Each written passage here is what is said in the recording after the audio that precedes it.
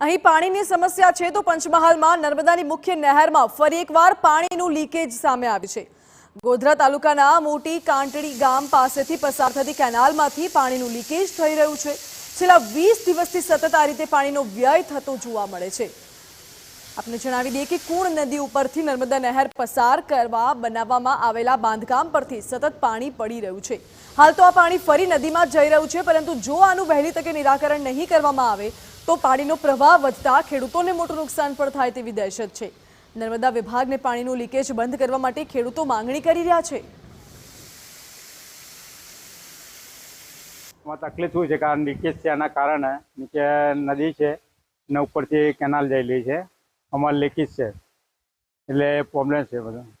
કેટલા સમયથી લીકેજ છે ને શું ડર લાગે? તે પહેલા લીકેજ હતું તેમાં બંધ કરાયું અને પછી આ નર્મદા પાછું લીકેજ અઠવાડિયાથી ચાલુ છે। અહીં મહી અને કુંડ નદી ઉપર આ બ્રિજ આવેલો છે।